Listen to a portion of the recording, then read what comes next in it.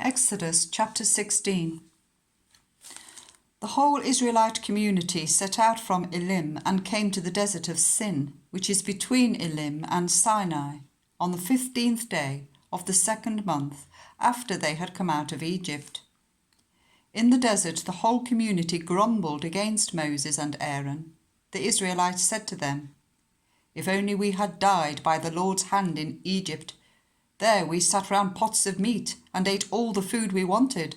But you have brought us out into this desert to starve this entire assembly to death." Then the Lord said to Moses, "I will rain down bread from heaven for you. The people are to go out each day and gather enough for that day. In this way I will test them and see whether they will follow my instructions. On the 6th day they are to prepare what they bring in, and that is to be twice as much as they gather on the other days." So Moses and Aaron said to all the Israelites, "In the evening you will know that it was the Lord who brought you out of Egypt, and in the morning you will see the glory of the Lord, because he has heard your grumbling against him. Who are we that you should grumble against us?" Moses also said, "You will know that it was the Lord when he gives you meat to eat in the evening and all the bread you want in the morning, because he has heard your grumbling against him. Who are we? You are not grumbling against us, but against the Lord." Then Moses told Aaron, "Say to the entire Israelite community, 'Come before the Lord, for he has heard your grumbling.'" Whilst Aaron was speaking to the whole Israelite community, they looked towards the desert, and there was the glory of the Lord appearing in the cloud. The Lord said to Moses, "I have heard the grumbling of the Israelites. Tell them, at twilight you will eat meat, and in the morning you will be filled with bread. Then you will know that I am the Lord your God." That evening quail came and covered the camp, and in the morning there was a layer of dew around the camp. When the dew was gone, thin flakes like frost on the ground appeared on the desert floor. When the Israelites saw it, they said to each other, "What is it?" For they did not know what it was. Moses said to them, "It is the bread the Lord has given you to eat. This is what the Lord has commanded. Each one is to gather as much as they need. Take an omer for each person you have in your tent." The Israelites did as they were told. Some gathered much, some little. And when they measured it by the omer, the one who gathered much did not have too much, and the one who gathered little did not have too little. Each one had gathered just as much as they needed.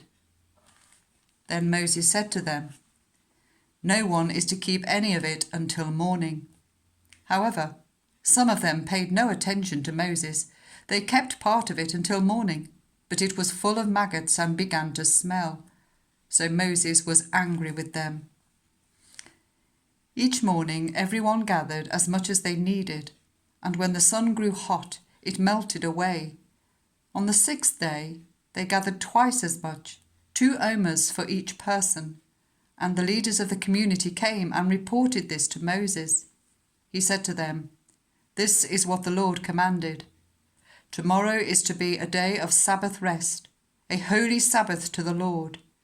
So bake what you want to bake and boil what you want to boil. Save whatever is left and keep it until morning." So they saved it until morning as Moses commanded, and it did not stink or get maggots in it. "Eat it today," Moses said, "because today is a Sabbath to the Lord. You will not find any of it on the ground today. 6 days you are to gather it, but on the 7th day, the Sabbath, there will not be any." Nevertheless, some of the people went out on the 7th day to gather it, but they found none. Then the Lord said to Moses, "How long will you refuse to keep my commands and my instructions? Bear in mind that the Lord has given you the Sabbath. That is why on the 6th day he gives you bread for 2 days. Everyone is to stay where they are on the 7th day. No one is to go out. So the people rested on the seventh day. The people of Israel called the bread manna. It was white like coriander seed and tasted like wafers made with honey. Moses said, "This is what the Lord has commanded. Take an omer of manna and keep it for the generations to come, so they can see the bread I gave you to eat in the wilderness when I brought you out of Egypt." So Moses said to Aaron, "Take a jar and put an omer of manna in it. Then place it before the Lord to be kept for the generations to come." As the Lord commanded Moses, Aaron put the manna with the tablets of the covenant law, that it might be preserved. The Israelites ate manna for 40 years, until they came to a land that was settled. They ate manna until they reached the border of Canaan. An omer is 1/10 of an ephah.